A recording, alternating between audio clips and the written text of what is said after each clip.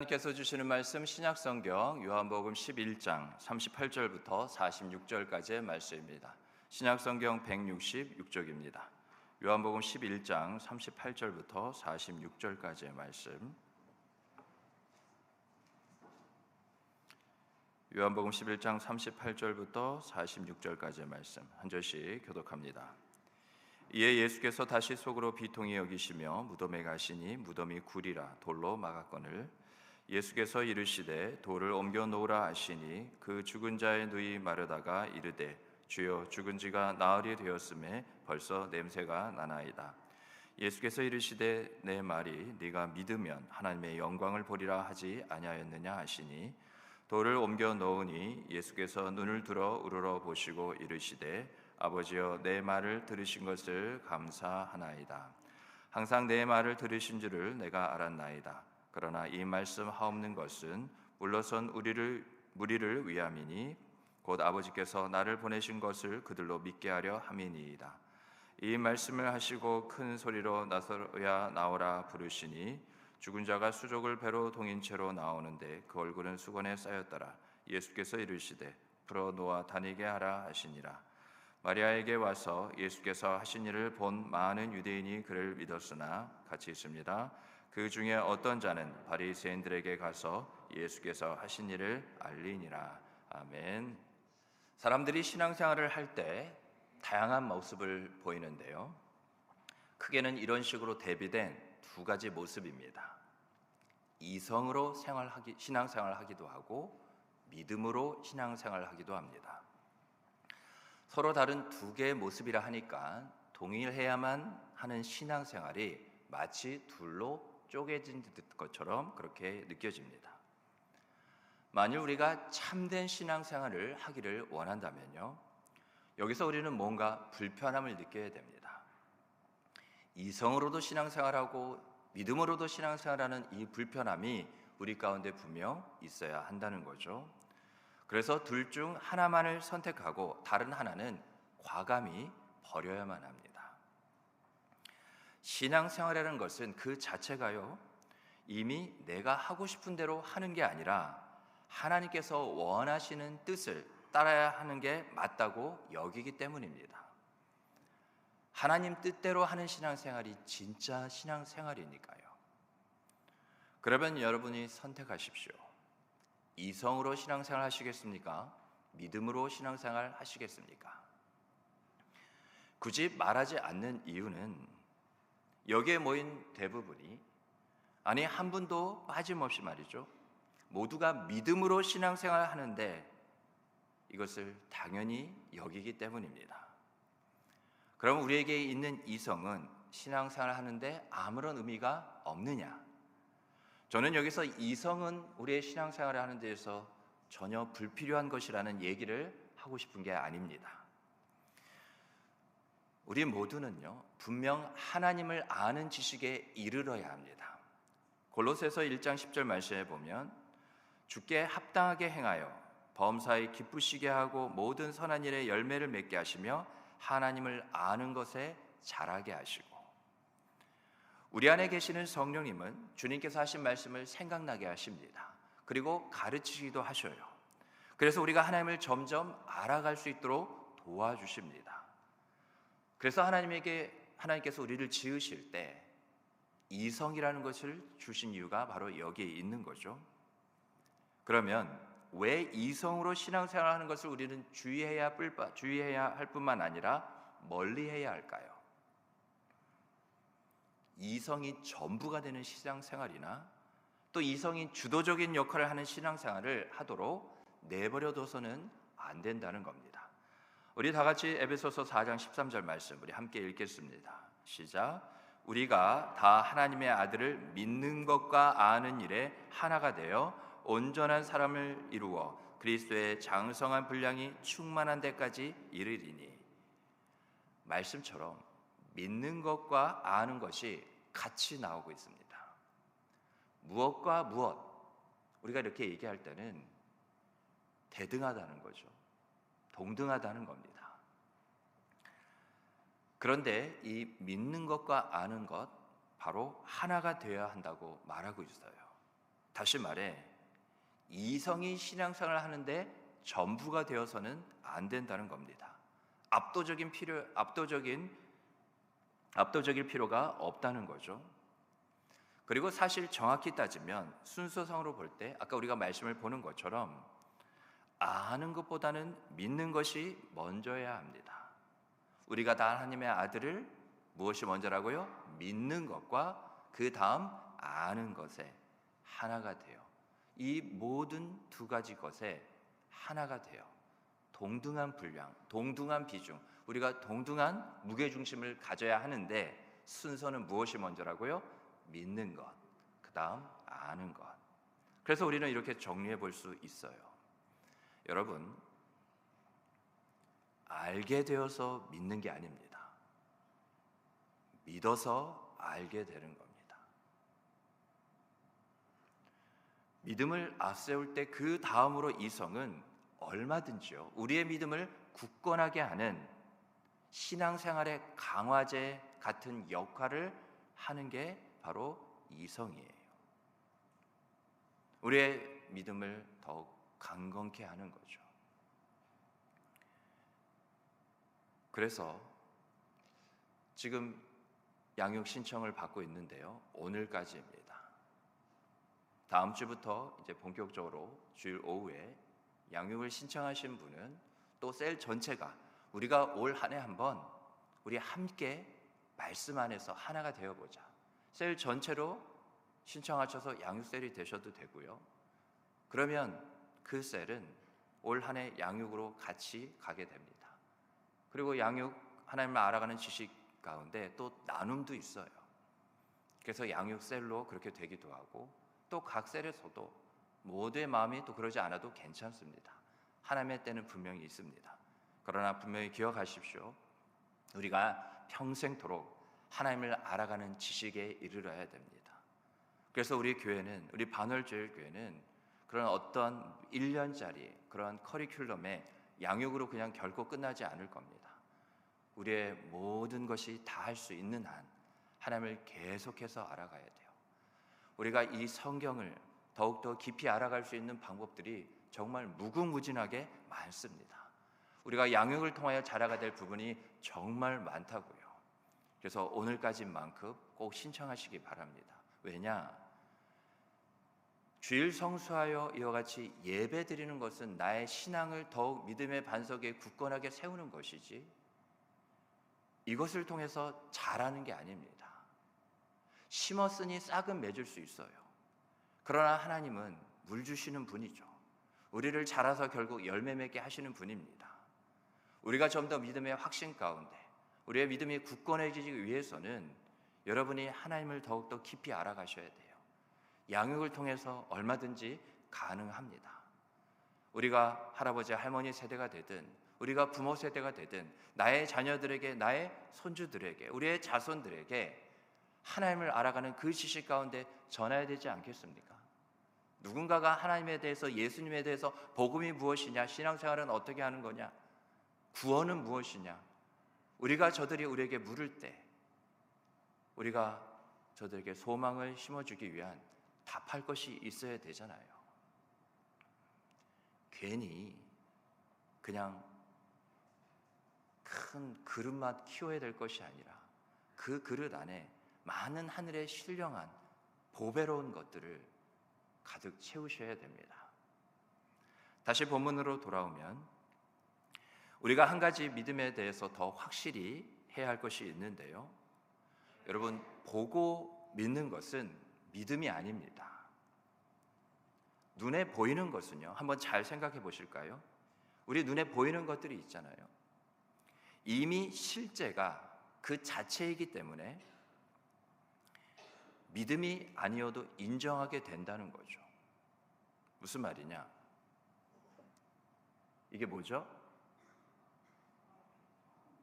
잘 안 보입니까? 저 정도 화면이면 충분할 것 같은데. 그럼 좀 더, 이게 뭡니까? 그래요. 여기하고 여기가 차이가 좀 있군요. 네. 이게 물컵인데요. 여러분이 분명 보셨습니다. 우리 눈으로 보이는 것을 우리는 굳이 물컵이라 하지 않고 우리는 믿지 않죠. 그냥 보이는 것을 그냥 우리가 이미 받아들였기 때문에 그것이라 인정을 합니다. 믿음이 이 가운데 굳이 작용할 필요가 없어요. 우리는 이것을 보지 않는데 이것은 물컵이야, 그렇게 믿어서 우리가 이것을 말하지는 않잖아요. 여러분, 성경에서 믿음장이라고 알려진 히브리서 11장을 보면요, 그 시작인 1절부터 믿음에 대해 전제를 깔고 시작을 하고 있습니다. 1절 이후에 믿음으로 아브라함, 믿음으로 모세는, 믿음으로 라합은, 믿음으로 다윗은 계속 하나님의 사람들이 바로 믿음의 사람이었음을 말해주고 있는데, 그 1절이 다음과 같습니다. 우리 함께 읽어볼까요? 시작. 믿음은 바라는 것들의 실상이요 보이지 않는 것들의 증거니. 아멘. 여러분, 믿음은 이 세상에서 보이지 않는 것들에 대해 유일하게 반응할 수 있는 겁니다. 하나님께서 우리에게 주신 거예요. 우리는 보고 싶어하는 것을 보며 살도록 지어지지 않았습니다. 하나님의 피조물이기에 그 피조물을 향하여서 하나님께서 보게 하시고 싶은 것을 보는 것이 바로 우리의 삶입니다. 저와 여러분은 갈라디아서 2장 20절의 말씀에 있는 것처럼 이미 예수 그리스도와 함께 십자가에 못 박혀 죽었으니 나라는 것은 없는 거예요. 그럼 뭐도 없는 거죠? 내가 보고 싶은 것도 그 순간 함께 없어진 겁니다. 그래서 오직 주님이 바라보시는 것이 내가 보는 것이 된 거예요. 그래서 예전의 것은 지나갔다는 게 바로 이 말이기도 합니다. 새 것이 되었다는 것은 이제는 내가 보고 싶은 것을 살아가는 것이 나의 인생이라 여기지 않고, 나의 인생은 하나님이 보고 계시고 하나님이 보게 하시는 것, 설령 내 육신의 눈으로는 보이지 않다 할지라도 믿음을 주셨으니 주님께서 보게 하시는 것을 보는 것이 우리의 삶이라는 거죠. 세상은 이미 보이는 것만을 인정하기 때문에요, 보이지 않는 것들에 대해서는 철저히 선을 그어놓고 시작합니다. 보이지 않는 것들은 비이성적인 것들이라고 해서요, 하나의 그냥 커다란 주머니, 바구니가 있는지 거기에 보이지 않는 것들은 다 그쪽으로 몰아버리고 집어넣어 두는 거죠. 여러분, 우리는 믿음으로 신앙생활하는 자들입니다. 하나님께서 우리에게 주신 이 믿음이라는 게 다 우리 안에 있어요. 없는 사람이 없습니다. 믿음이 없다면 믿음으로 보는 것이 불가능할 테이지만 믿음이 있기에 항상 믿음으로 보시기 바랍니다. 내가 내 삶을 돌아볼 때 아직 나는 믿음으로 다 바라보지 못한다 하는 것은 그만큼 믿음으로 보는 훈련과 연습이 없어서 그래요. 그걸 어디서 합니까? 우리의 삶에서요. 그래서 우리가 믿음으로 보는 것에 익숙해지면 모든 것을 우리의 육안으로, 더 나아가 이성으로 보기보다 바로 하나님의 시각으로, 바로 믿음의 눈으로 보게 됩니다. 그래서 믿음이 있기에 항상 믿음으로 바라보게 되면 눈으로도 이성으로도 보이지 않지만 분명 보이는 게 있습니다. 믿음을 통해서만 내 눈앞에 펼쳐지는 것들이 있어요. 여러분, 첫째로 믿으면 불신이 사라지게 됩니다. 오늘 본문을 보면 우리가 요한복음 11장 전체를 다 읽지는 않았는데요, 전반적인 내용은 나사로의 죽음입니다. 그 나사로에게는 마르다와 마리아라는 누이들이 있었습니다. 주님을 따르는 신신한 여인들이었어요. 그런데 그들의 믿음은 아직 온전하지 못했습니다. 미성숙했어요.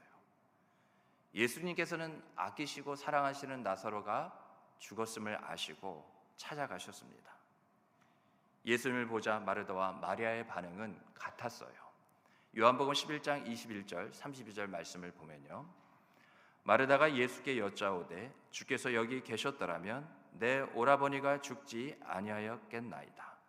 32절을 보면 마리아가 예수 계신 곳에 가서 배웠고 그 발 아래에 엎드려 그 발 앞에 엎드려 이르되 주께서 여기 계셨더라면 내 오라버니가 죽지 아니하였겠나이다 하더라. 마르다와 마리아는 예수님께서 병든 자들을 얼마든지 고칠 수 있다는 것을 알았습니다. 왜요? 이미 예수님께서 병 고치는 사역은 유대 온 땅에 알려질 대로 알려진 상태였으니까요. 위중한 병이었지만, 비록 그랬지만 죽기 전에 예수님께서 오시기만 했더라면 고쳐주셨을 것이고, 그래서 우리 오라버니가 죽지는 않았을 거라는 것입니다. 여기에 뭐가 담겨져 있어요? 어느 정도의 원망이 섞여 있는 거죠. 마르다와 마리아는 오라버니가 죽어도 이제 예수님께서 오셨으니까 분명 살리실 수 있습니다. 왜 그렇게 말하지 못했을까요? 이성으로 바라봤기 때문입니다. 이제까지 예수님이 누가 죽었는데 살리신 적은 없거든요. 그래서 예수님은 마르다와 마리아의 마음 가운데는 병든 자는 고칠 수 있는 예수님이지만 죽은 자를 얼마든지 살릴 수 있는 예수님은 아니라는 거죠. 믿음으로 예수님을 바라보지 못하고 예수님이 이제까지 하셨던 일을 보았고 또한 들렸고 많은 사람들이 증거하니까 무엇으로? 내 이성으로, 나의 이해로 예수님은 이런 분이시라고 내가 그려놓은 거죠. 내가 정해놓은 겁니다. 한계가 없으신 주님을 내가 주님의 한계는 이것이라고 그려놓은 것이라는 거예요. 여러분, 온전한 믿음으로 나아가지 못하는 신앙은 겉보기에는 믿음인 것 같고 신앙인 것 같지만 그저 경험되어지는 것들, 바로 이것이 이성으로 자리 잡은 그냥 신앙의 허울, 껍데기일 뿐이에요. 안에 가득 차 있지 않습니다. 그러면 어떻게 되느냐? 약간의 충격으로도 그냥 구멍 정도가 아니라 와르르 다 깨지는 거예요. 어떤 것이 외적인 그런 충격에 의해서 외적으로의 그런 어떤 약간의 손실은 일 수 있어도 완전히 부서지지 않느냐? 그 안이 가득 채워져 있을 때만입니다. 그래서 이와 같은 신앙은 실체가 아닌 그냥 따라다니는 그림자일 뿐이에요. 그래서 주님의 역사하심을 아까 말씀드린 대로 내가 내 자신이 스스로 주님의 하실 수 있음을 제안합니다. 이런 거죠. 이것은 예전에도 하셨던 거니까 얼마든지 또 하실 수 있겠지만 저것은 이전보다 더 어려운 일인걸? 정말 힘든 일이잖아. 거의 불가능하게 가깝지 않나? 그러니 안 되지 않겠어? 이 일은 아마 안 될 거야. 그리고 더해지는 마지막 한마디, 아무리 주님이라도 말이야. 여러분은 지금까지 살아오면서 주님은 다 하실 수 있다고 믿어 오셨습니까? 혹시 이것은 주님이라도 힘들지 않으실까? 이게 정말 기도하면 될까? 믿으면 정말 되는 거야? 이러한 생각을 단 한 번이라도 생각해 보신 적이 없으신지요? 지금 여러분을 믿음 없는 사람으로 몰아가거나 추궁하려고 하는 게 아닙니다. 우리가 믿음으로 신앙생활을 잘 해나가는 것 같은데 믿음은 온데간데 없고 이성으로 신앙하는 생활의 모습이 이따금씩 보인다는 거예요. 그래서 우리 스스로 신앙생활 잘하고 있구나 그렇게 여기는 겁니다. 신앙생활 한다는 게 중요한 게 아니라 그 앞이 무엇이냐가 중요한 거예요. 이성으로 신앙생활하고 있느냐, 믿음으로 신앙생활하고 있느냐. 믿음이 아니고 그 무엇 많은 것을 또 붙일 수 있어요. 경험이냐, 남이 하는 대로 따라하는 신앙생활이냐, 남 눈치 보는 신앙생활이냐, 얼마든지 다 갖다 붙일 수 있죠.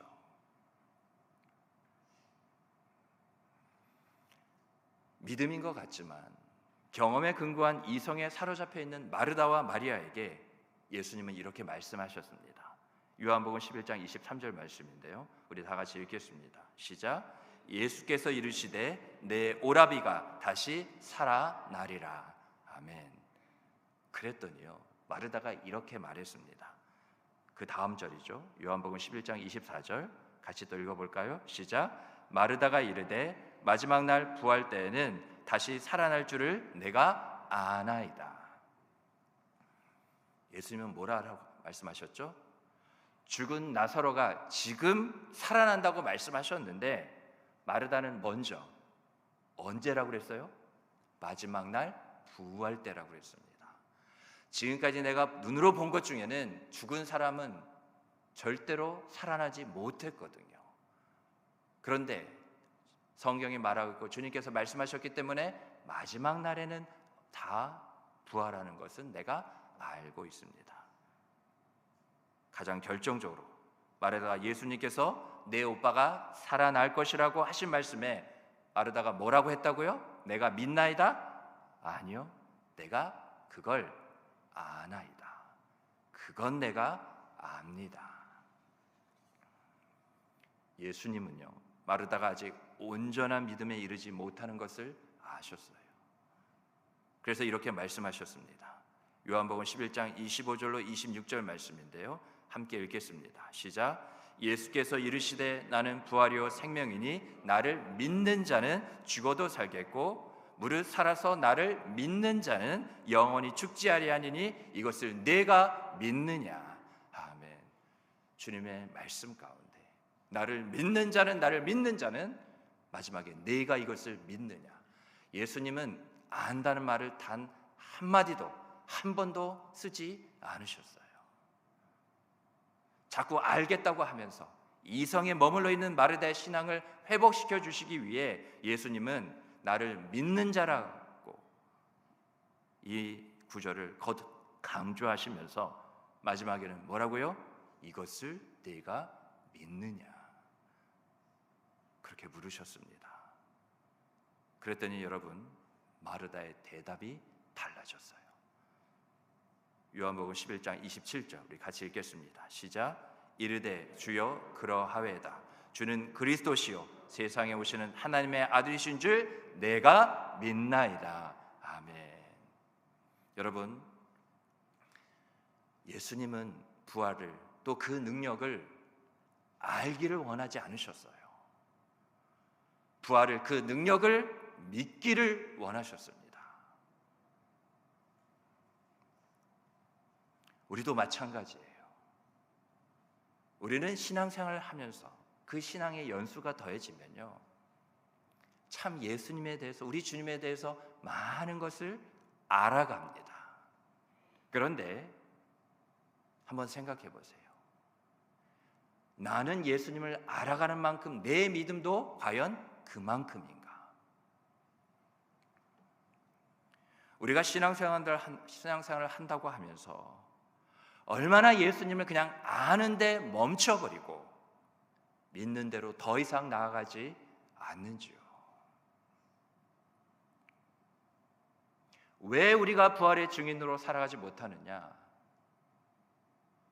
오직 성령이 너에게 임하시면 너희가 권능을 받고 예루살렘과 온 유대와 사마리아와 땅끝까지 이르러 뭐라고요? 내 증인이 되리라 하시니라. 아는 힘, 아는 능력이 아니라 성령을 믿는, 오직 나의 영으로 되느니라를 믿는 믿음으로 우리가 부활의 증인의 삶을 살아야 하는데, 예수님이 부활하신 것을 모르신 분이 계실까요? 오늘 처음 신앙생활 하신 분 말고는요. 그런데 왜 우리가 예수님이 부활하신 것을 우리가 알게 되었음에도 불구하고 우리가 왜 부활의 증인으로 살지 못할까요? 부활하신 그 예수님을 왜 증거하지 못할까요? 세상에 돈 많은 사람들, 몇 번이고 권력을 잡은 사람들, 세상 사람들, 그러한 자들의 이름과 그러한 자가 있었다는 것은 압니다. 그러나 세상은 이 세상을 구원하시기에 오신 분이 계시고 그분이 죽으셨다가 살아나시기까지 우리를 모든 죄의 사망에서 건지셔서 저 천국 영원한 곳에 이르기까지 영원한 생명을 우리에게 주신 분이 계시다는 그 이름이 바로 예수 그리스도라는 것을 저들은 아직도 들어본 적이 없는 사람들이 많아요. 성경이 뭐라고 말하고 있습니까? 저들이 듣지 못하는데 어찌 믿으리요? 누구 책임이라는 거예요? 우리의 책임이라는 겁니다. 우리가 전하지 않으니까요. 부끄럽죠? 창피하죠? 그렇게 전하면 저들이 뭐 정말 달라질까? 뭐 변화가 있겠어? 왜요? 예수님이 부활의 증인이라는 것을, 나의 주님이라는 것을 여전히 나는 아는 데에만 머물러 있으니까요. 나를 믿는 자는 나를 아는 자가 아니라는 거예요. 주님이 내게 하신 마지막 똑같은 질문이 뭐예요? 이것을 내가 믿느냐입니다. 믿음을 위해서 기도하셔야 돼요. 그냥 구원에 이르는 믿음 주셨으니 천국행 티켓 얻었다 해서 조화를 할 것 같은 그런 어떤 증명성 정도로, 자격증 정도로 믿음을 갖고 계시면 안 됩니다. 우리가 지금까지 성령의 역사심과 은혜 가운데 하나도 믿지 않은 것은 아니었어요. 그런데 많은 부분들이 여전히 아는 것에 멈추고 있어요. 여러분, 믿으면 그 믿음이 강력하게 역사해서 우리를 지금 이 모습 이대로 살게 놔두지를 않습니다. 아니까 아는 것으로 만족한 가운데 그 다음이 없는 것처럼 살아가는 거예요. 하나님이 분명 물으실 겁니다. 너는 나를 믿었니? 저 주님 믿었는데요. 믿었으면 내 삶이 그러지 않았을 것이다. 우리가 이성으로 신앙생활하고 있는지, 정말 믿음 하나만으로 신앙생활하고 있는지 돌아봐야 돼요. 그리고 성령께 구하셔야 돼요. 나도 모르는 가운데 내가 이 모든 것을 알았다 하여 내가 아는 것으로 이성으로 신앙생활하게 하지 않게 해달라고, 오직 믿음으로만 신앙생활하게 해달라고. 여러분, 우리의 자녀들이 우리의 부모를 볼 때 다른 거 보지 않습니다. 우리의 다음 세대 손주들도 마찬가지, 우리 주변에 있는 사람들도 마찬가지입니다. 다 하나님의 형상대로 지어진 사람들이에요. 저 세상 사람들조차. 하나님께서 예수를 믿게 될 사람들에게만 영원하신 하나님을 사모하는 마음을 주신 게 아니에요. 우리가 저 사람이 아주 고약하니까, 무슨 말을 하면 말도 못 붙이게 막 쏘아 붙이니까 자꾸 뭐예요? 눈에 보이는 것으로 우리가 하려고 하니까. 왜 우리가 예수를 증거할 때 예수를 증거할 대상을 봐야 되죠? 왜 그래서 두려워하고 주저하고 머뭇머뭇거려야 되죠? 내가 지금 믿음으로 예수를 보지 못하니까. 우리의 학교에서나 직장에서나 우리의 주변에서 예수 안 믿는 사람들이 있잖아요. 도대체 언제 한마디라도 해볼 거죠? 예수를 믿으십시오. 예수를 믿어보세요. 정말 좋습니다. 예수를 믿으면 구원을 받습니다. 언제 얘기하실 거죠? 우리 중에 누구라도 내가 언제 죽을지 알기 때문에 그런 계획을 다 세워놔서 내가 죽기 전에라도 예수 믿으세요라는 한마디는 분명히 하게 될 겁니다. 확신할 수 있는 자가 누가 있냐는 것이에요. 우리가 나중에 주님 앞에 서게 됩니다. 예수 내가 믿으면 구원은 받아요. 그러나 우리가 주님 앞에 섰을 때 열매가 없다, 주님이 그렇게 말하실 겁니다. 예수님이 공생의 사역 가운데 이제 십자가에 달려 죽으시기 위해 예루살렘 성에 딱 들어가셨을 때 그 성문 근처에 있는 무화과 나무를 보시며 잎사귀는 풍성했거든요. 우리가 하나님을 알아가는 지식은 얼마나 풍성합니까? 근데 예수님이 딱 들여다보셨을 때 열매가 하나도 없는 거예요. 예수님이 뭐라 하셨죠? 저주하셨습니다. 찍어버리라 하셨어요. 그렇게 열매 없는 나무마다 찍어져 불태워 버리라는 거죠. 그런데 그 무화과 나무는 예수님이 저주하셔서 말라 시들어 버렸습니다. 열매 없는 삶은 시들시들해지는 삶이 될 수밖에 없어요. 겉바기에는 많은 그런 잎사귀 때문에 풍성한 것 같지만 무엇으로 그 나무를 알아본다고요? 열매를 보아 안다는 거예요. 여러분, 열매 맺는 신앙생활은 중요합니다. 정말 이상한 게 뭔지 알아요? 신앙생활을 하는데 열매가 하나도 없다는 게 오히려 그게 더 이상한 겁니다. 그런 우리를 향하여 오늘 주님께서 하시는 말씀이 있습니다. 믿으면 부활의 능력을 보게 됩니다. 요한복음 11장 39절로 40절 말씀을 보면 예수께서 이르시되 돌을 옮겨 놓으라 하시니 그 죽은 자의 누이 마르다가 이르되 주여 죽은 지가 나흘이 되었음에 벌써 냄새가 나나이다. 예수께서 이르시되 내 말이 내가 믿으면 하나님의 영광을 보리라 하지 아니하였느냐 하시니. 여러분, 영광을 본 자가 그 영광을 돌릴 수 있는 겁니다. 하나님의 영광을 본 자는 그 하나님의 영광 안에 있기 때문에 동일한 그의 신앙생활은 하나님께 영광을 받은 그대로 하나님의 영광을 돌리는 삶이 될 수가 있어요. 그러면 그 하나님의 영광을 보기 위해서 어떻게 된다고요? 아는 게 아니라고요. 무엇이라 말했습니까? 내가 믿으면. 여러분, 우리의 오랜 신앙 연수가 모태신앙이라고 해서 우리의 믿음을 다 책임져주고 보장해주지 않습니다. 얼마든지 앞선 자가 나중에 뒤설기도 하고 먼저 된 자가 나중될 수도 있다는 것을 꼭 기억하셔야 돼요.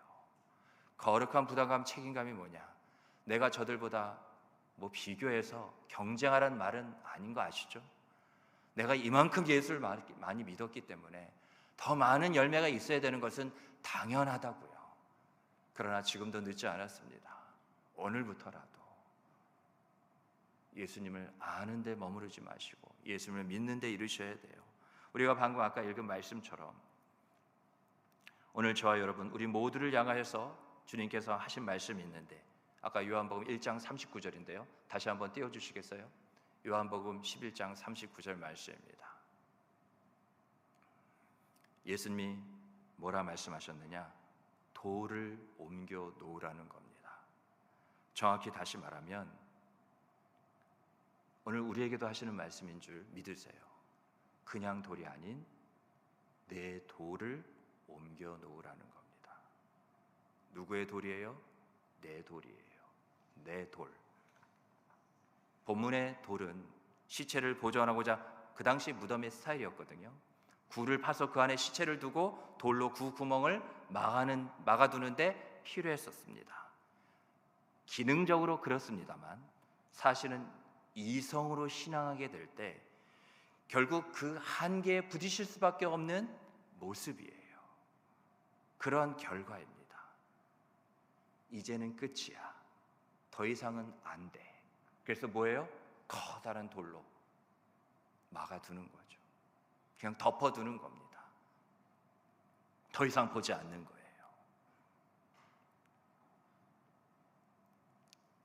이성적으로 볼 때 죽음이라는 현실 앞에서 속수무책으로 굴복할 수밖에 없는 이 땅의 모든 인생들의 모습이 바로 커다란 돌을 내 스스로 막아두고 살아가는 모습이라는 거죠.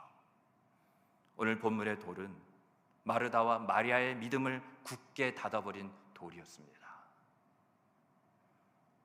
체념의 돌이었어요. 절망의 돌이었습니다.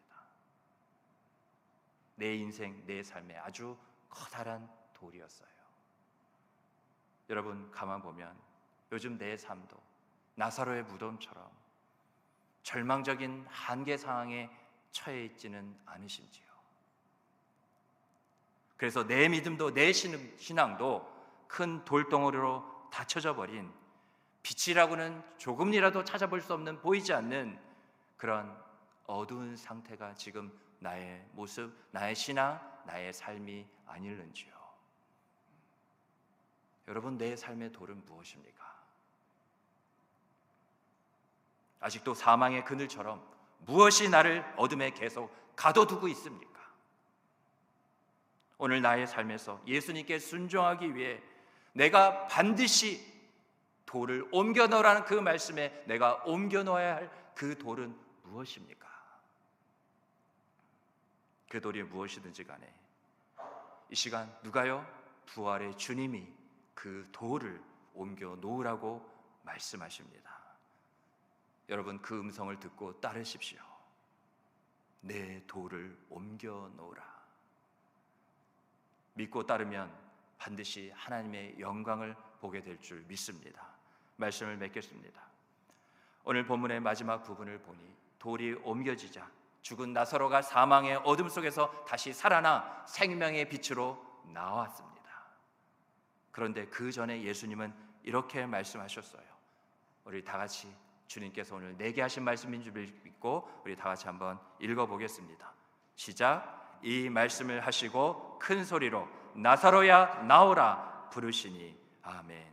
여러분, 지금 나의 이름을 부르시며 예수님께서 내게도 하신 말씀이에요. 채봉아 나와라. 나를 향하여 이와 같이 하시는 그 말씀에 순종하여 예수님께로, 여러분 더 이상 그 어둠 가운데, 그 참혹한 그 그늘 가운데 있으시면 안 돼요. 생명의 빛으로 나오시는 저 여러분이 되기를 주님의 이름으로 축복합니다.